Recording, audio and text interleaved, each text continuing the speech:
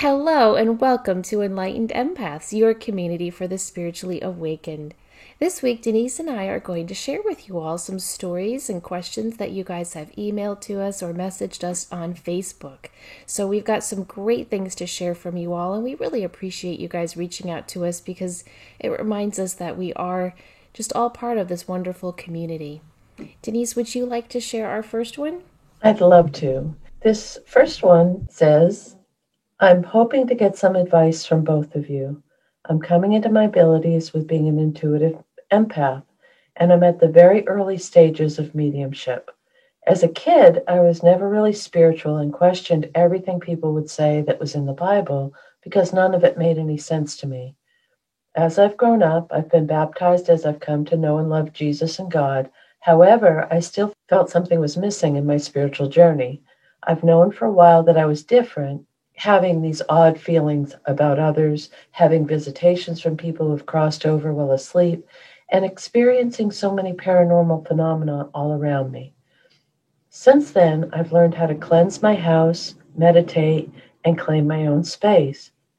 In my journey, I have my own mediumship mentor to help me, and I'm part of a mediumship group that meets each week. I still go to my therapist, who's a Christian therapist, to discuss my journey, and he is super encouraging and helpful. I also listen to podcasts such as yours, which has been a blessing in my journey. Thank you. Read books, do restorative yoga, and above all, keep Jesus and God at the center of everything. I feel more in tune with my spiritual self than I thought was possible.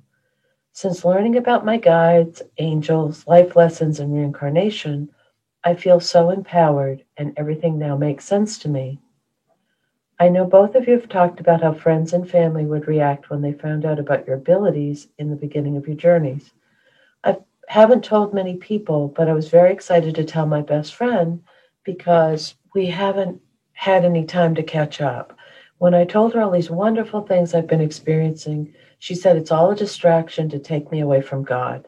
I know this isn't true because I have more of a relationship with Him now than I ever have before. The conversation was okay. I tried telling her that it was not steering me away because God gave us guides and angels and they're working for Him. I do have to admit it was a bit of a letdown. In the moment, I thought to myself, this just might break our friendship. What did you guys experience with this, and how could I handle this in the future? I can't and will not change where I am in my life for anyone. This is who I am. I'm so incredibly happy, blessed, and clear. Any advice is greatly appreciated.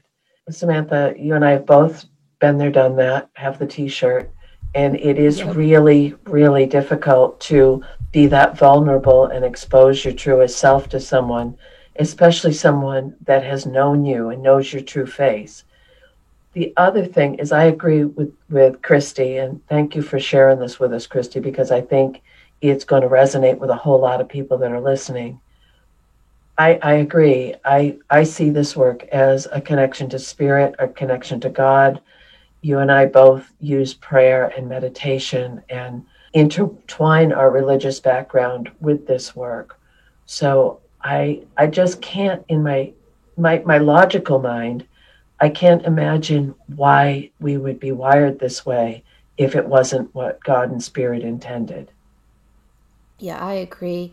You know, Dr. Raymond Moody, who started all the NDE research, has recently written a book called God is Bigger Than the Bible.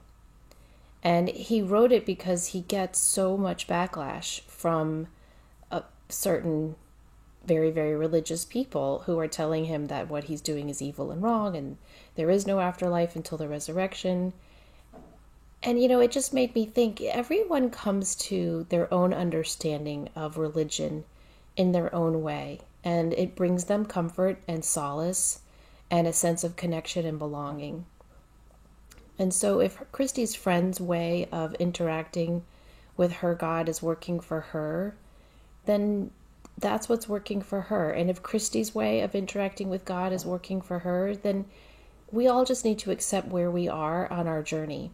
And it's really painful and difficult and isolating and lonely when people from our support group do not support us where we are.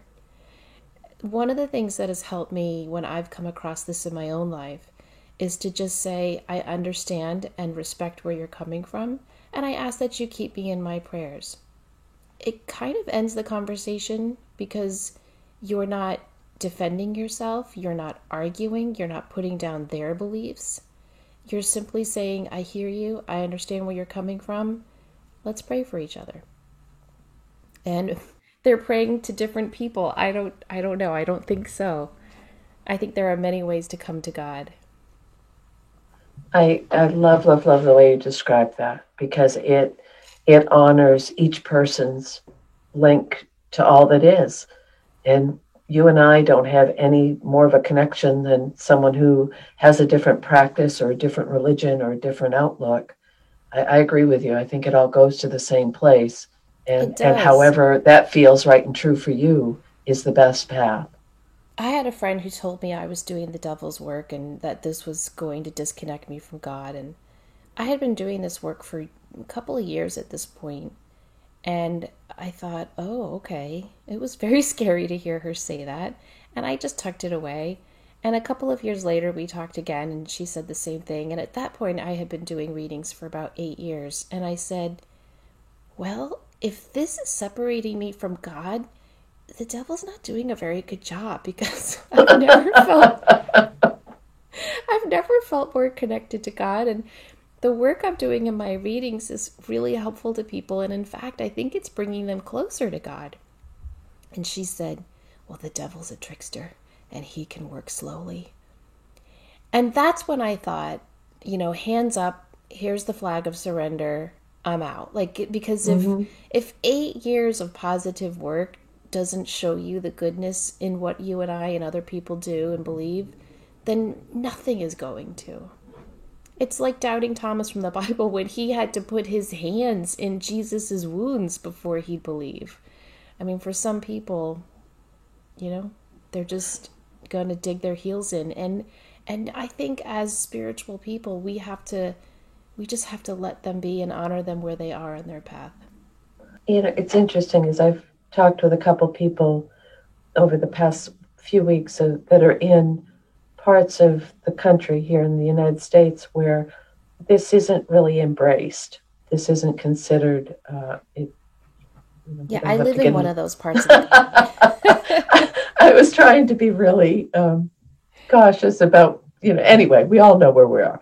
And I think that can be a really, really lonely place when no one validates. And it's one of the main reasons you and I started this show is we wanted to provide a community for people who might not have that in their geographical region or in their family of origin, because I'm so excited that we're all finding each other through these times. I am too. And let me just tell you something I've learned living in one of those regions of the country. It is awesome being Catholic. I, I'm not kidding. So many people, like a new neighbor will move into the neighborhood, or I'll just start talking to someone at a school function, and they'll say to me, where do you go to church? We belong to this amazing church. We're a community of friends and family, and we look out for one another, and we are a biblical based church. And I can hear and feel the sales pitch coming on. Mm-hmm. And when I first moved here, I didn't know what this was. And suddenly we were inundated with invitations to go to this charity function or this concert for a fundraiser or this baseball game. And I was like, gosh, these people really want to be my friend. No, no, no. It was a sales pitch. I have learned if I say, oh, I'm Catholic, it just shuts them down. I might as well be telling them I'm a Satan worshiper. Mm-hmm. I don't know what it is, but there's a certain group of Christians in this town who think Catholicism is like, the Antichrist gig. I don't know. But it just happened to me a couple of days ago, Denise. I haven't told you this story. I'll have to tell it to you later. And she's selling me on her church, and I just said, I go to St. Mark's. I'm Catholic. And she said, oh, do you believe in all that? And I said, well, I don't believe in the pedophilic priest, if that's what you mean, but but I love the sacredness and unity of the millennial age of my church. And she said, well, good for you. Bless your heart. And that was it. Oh, Sales we know pitch what ended. bless your heart We means. sure do. All right, let's move on to our next one. I just wanted to share Denise and I received so many emails from you guys after our episode on the Hyoka empath, from people saying, oh my gosh, that's me, that's me. I have to add, I'm super glad we did not receive any of those emails after our Dark Empath episode. Okay, so this first one said, hello, I just finished listening to the episode like 5 minutes ago about Hyoka empaths, and it was amazing to hear something sounding exactly like me. This is the first time I've heard something describing me exactly. A clown and a mirror, all the other things you described. What a wild ride for my mind to listen to this episode. I'm not a weirdo empath. I'm a Hyoka empath. Thank you for making this podcast. And that's from Ida in Scandinavia. Our next one says, thank you so much for your episode on the Hyoka. I was finally able to categorize myself. In a nutshell, I'm a painfully clairsentient empath. The world has always come to me with their problems, and I love to help people. But I'm also a comedian and a truth teller, which does not always serve me well. Working at a prestigious university, I'm surrounded by PhDs with incredible egos, and many times, much to their chagrin, I call them out in meetings. Although I do it in a fun and playful way, it has gotten me into some hot water at times. I've also been performing in theater for 50 years, and comedy is my specialty. You would think that someone who enjoys performing in front of hundreds of people would be an extrovert, but it's just the opposite. When not working or performing, my favorite place is my quiet, peaceful home, meditating, doing yoga, taking a bath, and listening to enlightened empaths. Well, thank you. So your episode was truly a gift and a blessing. I've been listening to you as well as psychic teachers for the last couple of years, and I love you ladies. Thank you for all you do, from Liz. So those are just two of many, many, many we received, and I just thought it'd be nice to share them, Denise, for all the other Hyoka empaths to know you are not alone. Right. And as we mentioned on that show, isn't it fascinating how this whole empathic world is getting more definitive of our uniqueness? And I love that. And I love, Yes. When I read these emails from folks, it just touched my heart thinking, it's such a blessing when we say, oh my God, that's me, and someone understands it. It really is. It's like coming home. Mm-hmm. So our next one, I'm a longtime listener, and from the bottom of my heart, just want to thank you for your work and its everlasting impact. Well, thank you for listening, and that it helps. I recently took a leap of faith, coming out of the psychic closet, and started offering free tarot readings to friends of friends and acquaintances. For the most part, this has gone surprisingly well. The feedback has been overwhelmingly positive and validating. And then there's the one or two people that don't give me any kind of confirmation, or after a week tell me their reading seemed hit or miss. This frustrates me because I tell people, if something doesn't resonate, let me know so I can approach it differently. I've been using an anonymous form in Google to solicit feedback, but after reading, I find myself eagerly awaiting people's responses. Maybe this is a bad idea. Should I practice accepting each reading for what it is and not be so attached to how it's received? But I'm so curious to see what hits and what doesn't. What are your thoughts, and how do you deal with clients or sitters who are unusually quiet, indifferent, or vague with their interactions with your messages? Thank you.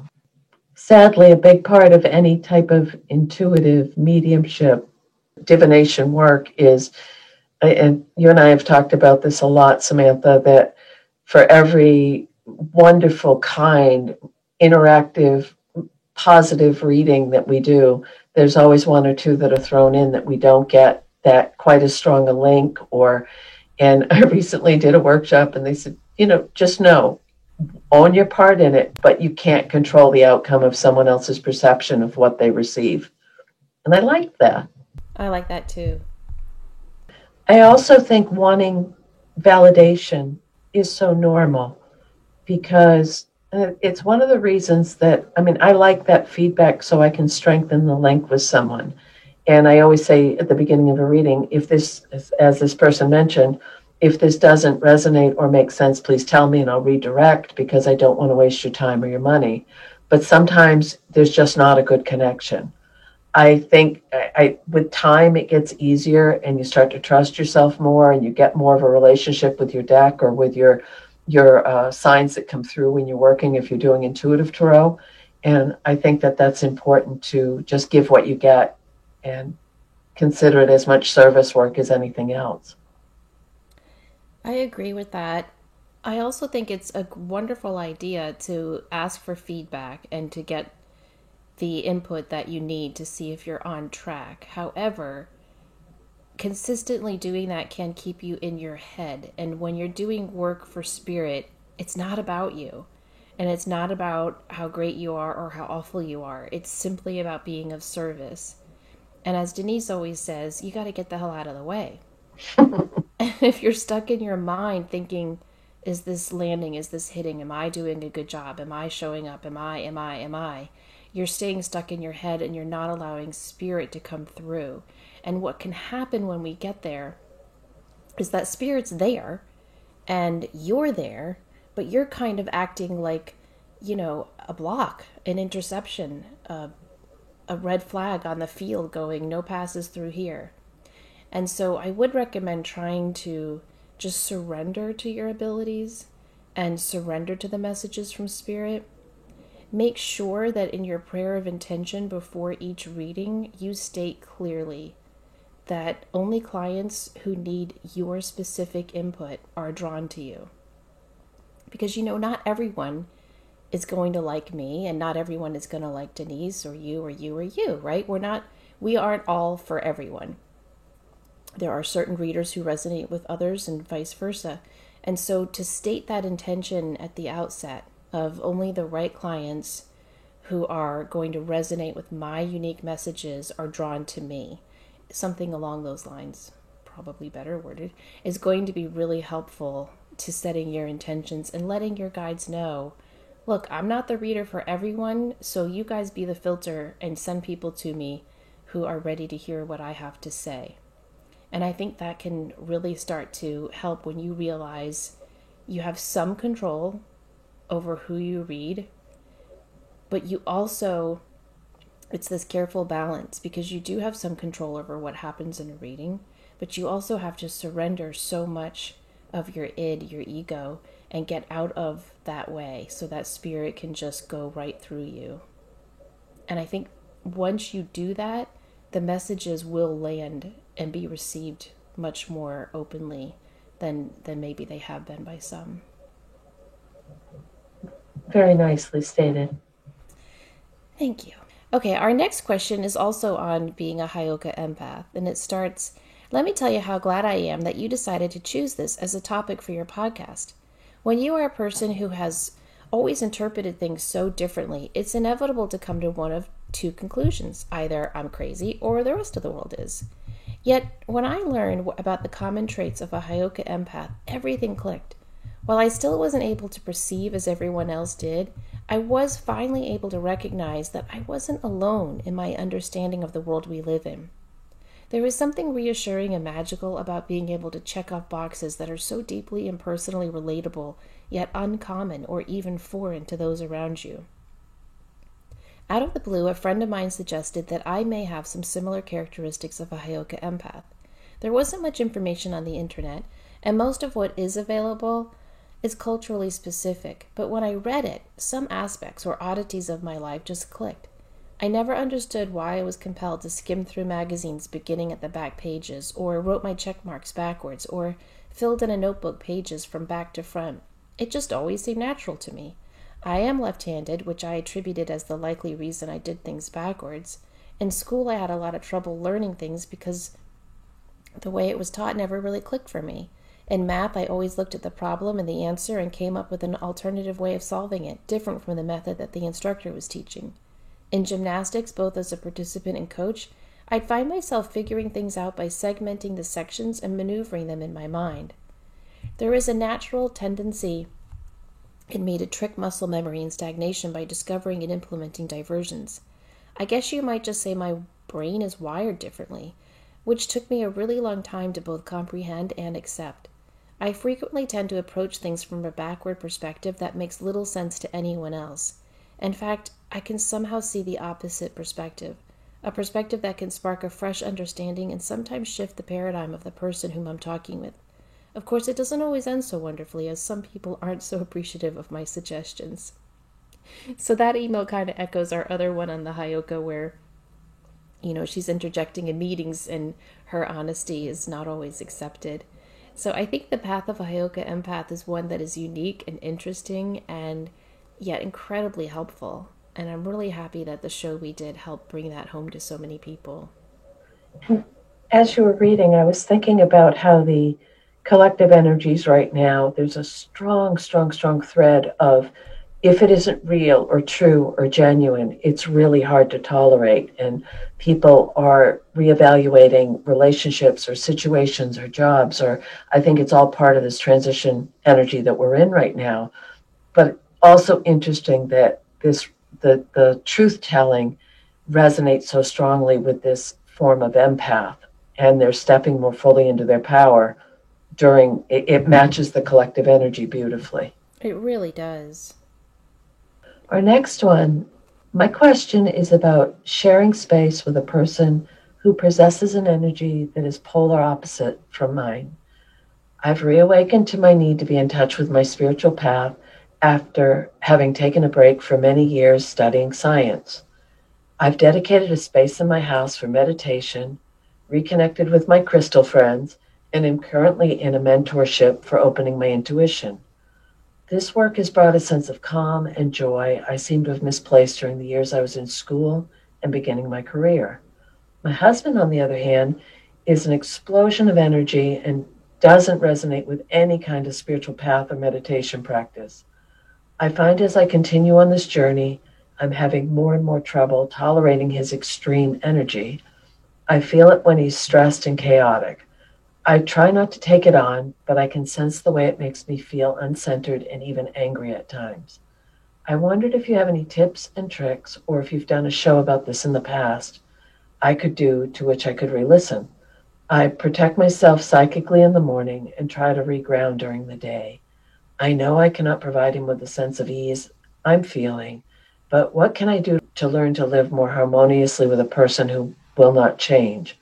It's a big question, I know, but if there are two people in the world who can help, I know it's you two. So much love and beautiful rainbow light to you both.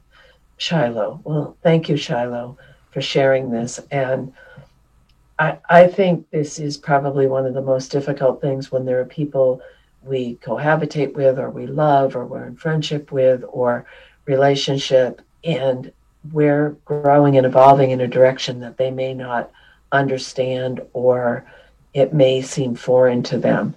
What I love about your note is that it's bringing you peace, it's bringing you solace, it's helping you reconnect with your own inner knowing and light, which are incredible, incredible signs of a true practice.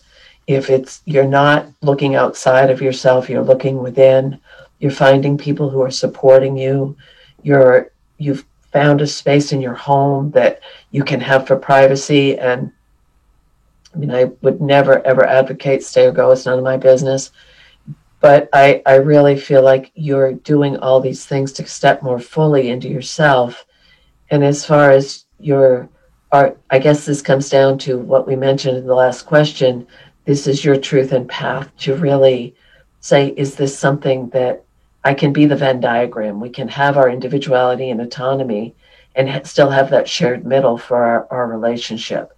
Is this my truth that I want to follow? What do you think, Samantha? Well, Denise, this is why I've never been so impressed with mystics and saints and hermits. You know how people are always like, oh, they're so spiritual, they have so much insight. Well, if you lived alone on top of a mountain, you would too. Because there'd be no one to bother you, distract you, interrupt you, contradict you. I think it's so easy to be spiritual and connected and in tune when you're by yourself. I think the real challenge, and part of the reason why so many of us are here at this time on Earth, is to learn to find that center of peace exactly where we are, with who and with whom we find ourselves as well. Now that's not easy, it's a challenge, but nobody said Earth was going to be easy, right? Mm-hmm. And so I do think it's hard. I have lived with anxious ridden people my whole life, and it's always bothered me. I've never understood why people freak out over the littlest things or have these explosions of energy. I mean, growing up, my mom would look for stuff to be anxious about. Like literally, if it was a calm day, she'd find something. I remember once in the '80s. Remember when wallpaper was a big thing? Mm-hmm. She had our one wall of our living room covered in bookshelf wallpaper, and we were having this very peaceful, quiet Saturday. And she decided to stare at that wallpaper and find the one flaw where they hadn't lined up the books to match. And it Oh, ruined her whole day, and she called the company and blah, blah, blah. And I was a little girl at that time, and I remember talking her down and going, Mom, first of all, no one else can notice it. Second of all, you've called and complained enough. They will come and fix it. Calm down and enjoy the rest of your weekend. Like, I've always been in that position where I've had to settle people down from their, high energy. And for a lot of years, I just thought, well, maybe your chill, like inner core, is just your job on earth. Like maybe I help round out some edges, right? But as I grew older, I realized that's a hard job. And it's not my job, it's not my responsibility. If you want to be a spaz and anxious and exploding your energy in all sorts of different wonderful and negative ways, you do you. But I had to learn to separate myself from that, even when I was in the same home as that anxious energy. And so I do think it's possible. I really, really do. I do think that the people who live with us do learn from our example. When they see us not freaking out or not getting all excited or, for good or bad, I know what she means about that, up and down energy. Like just someone who watches the news and goes, "Can you believe this world?" Or someone who watches a sports game and screams when their team loses. Like all of that can be really shocking to an empath, right? But I think that our example of being calm and peaceful really does help them in the long run. And I think their example of being so overreactive helps us too, because it helps us to live in the present moment, to be more grounded. Learning to live with different kinds of people, I just think it's the most important thing we can do here on this earth for our own inner growth. So, not the most important thing we can do on earth, but for our own inner growth, it is one of the most important things. If we only surrounded ourselves by people who were exactly like us, first of all, how boring would that be? And second of all, how would we grow? Any positive thing that grows in nature grows from stress. And we've all heard it before, the butterfly, the pearl, the diamond, they all grow from stress. And so I'm not saying like your marriage is stressful and good luck to you. What I am saying is there is a treasure to be found here where you can look at your husband and see all the positive things that his excess energy brings to your home. And he can be invited to look at you and see all the positive things that your calm, sensitive energy brings to the home. And you two can work out some agreements where you can say, like, I need quiet time from 3 to 5 or 7 to 9, whatever. And you can have your loud, explosive time where you're watching sports or whatever it is he's doing from this time. But if you can learn to kind of honor and respect each other and put it into some type of a mutually agreeable schedule almost, that can be really, really helpful. Something else you can do is you can put a soft light around him to kind of calm his energy down. Visualizing a light blue light around him can be very effective and super peaceful. You can put calming stones on his side of the bed, like angelite or blue lace agate or amethyst. You can put them under the bed as well if he's not amenable to having crystals on his nightstand. So there's some metaphysical things you can do, but I think there's also some practical things you can do where you can just sit down and say, hey, no offense, but when you do A, B, and C, it really bugs you. I'm sure when I do A, B, and C, that really bugs you. Let's look at a way that we can balance this out. Because the love between you two is stronger than this. that, that's a lot of really, really good information. And I just want to add one more little thing. Congratulations on finding that balance between the hemispheres, to be in a science-based occupation and have that be your life, and then be able to bring that balance and honor that other that other aspect of who you are, that's big work. That's It, really big work. it really is. It's wonderful work. Okay, our next one says, I've always felt a lot and just recently heard of the term empath. I was raised in a fiercely dogmatic religion in Alabama. After joining church, if you sinned, hell was assured. I divorced 21 years ago and have raised a beautiful daughter who is also an empath. Recently, I had an Airbnb guest who was a yoga instructor, and we discussed meditation. Then I saw a documentary on the reality of truth, and the main guy was on a quest for enlightenment. Recently, I was talking to a friend, and enlightenment came up again. She was raised in the same religion as I, but got out early. She told me that I'm searching, and I should tell the universe that I am open to see. Like, she wanted me to do it right then, so I did. I had driven to Alabama to spend time with a family of a friend who had just passed. So on my way back home, I searched enlightenment and empath, and guess who popped up? So I listened to you ladies for hours. I also heard you interview a couple of men. You all sound like a male empath is a unicorn. I hope we don't put that out there, Denise. I'm just so excited to be hearing from all these men who are empaths, aren't you? Mm-hmm. Okay, so he continues. My mom was divorced when I was 12. She and my sister pooled their money for us to survive. So I was raised by two women and my mom's women friends. I always say I was raised by a pack of women in a good way.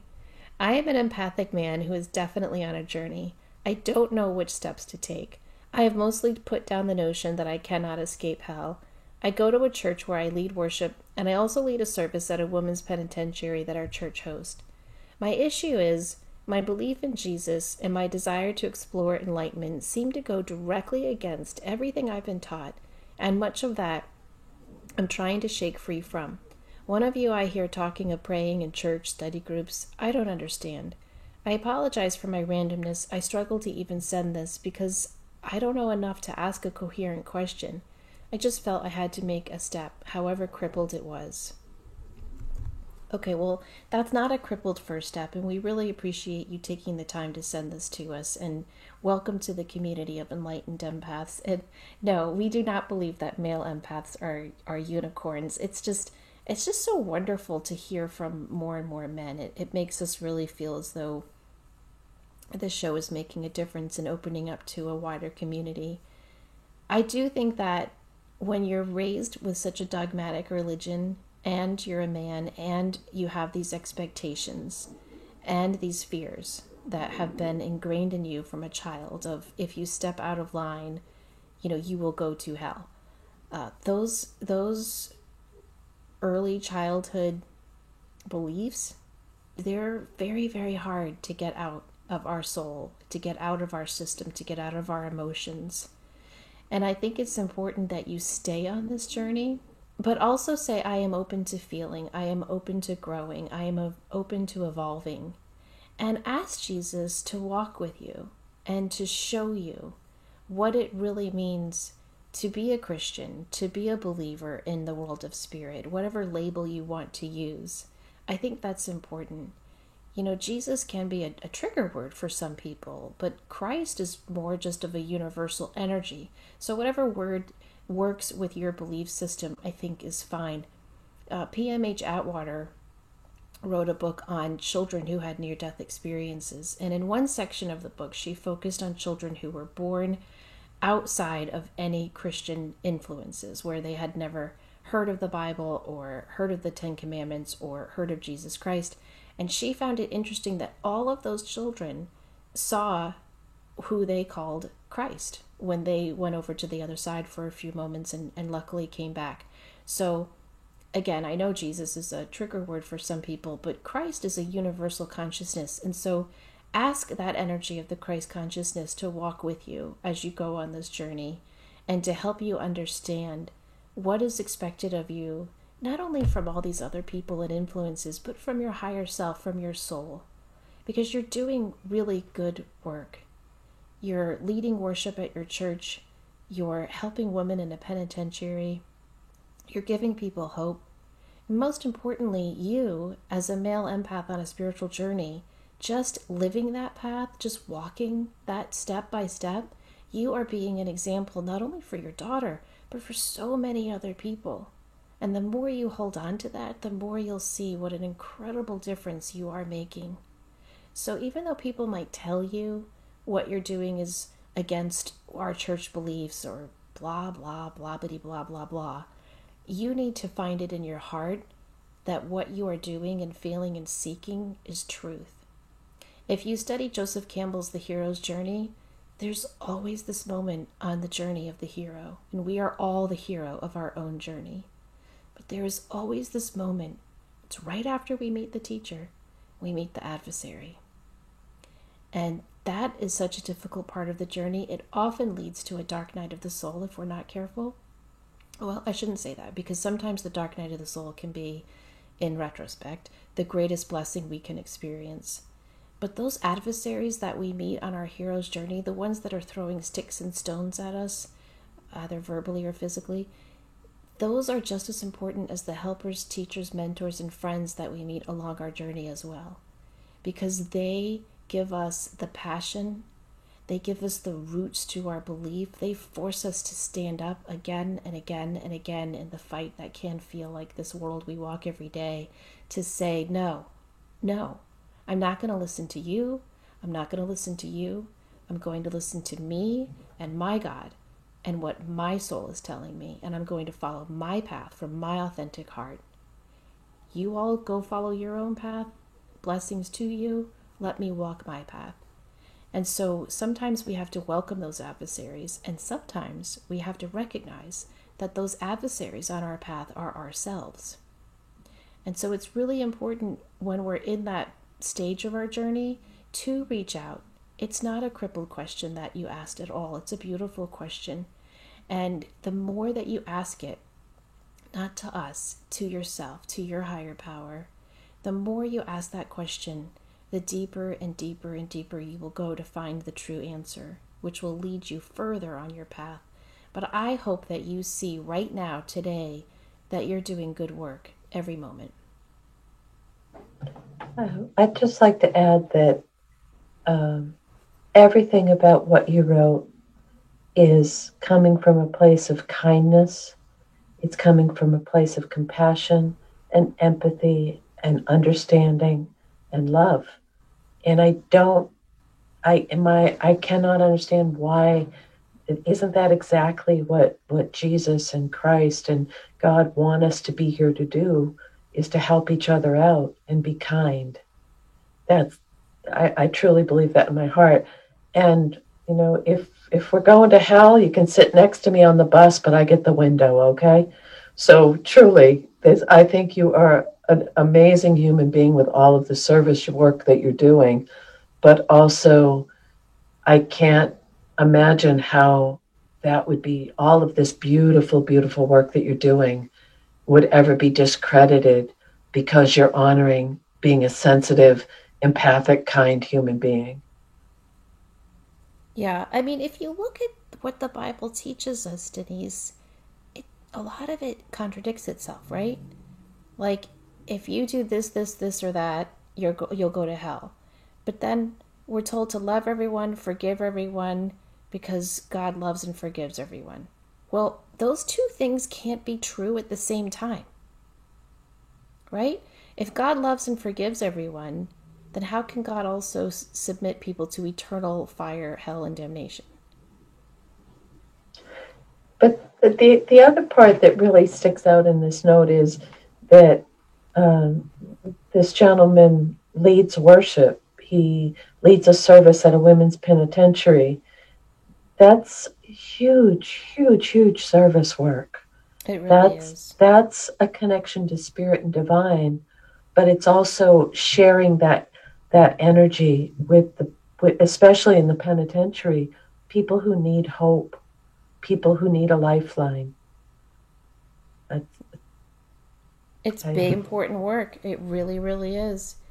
Well, we hope these questions have given you some food for thought and reminded you that wherever you are in your path, you're not alone, and that really and truly we're all here, as Ram Dass said, walking each other home.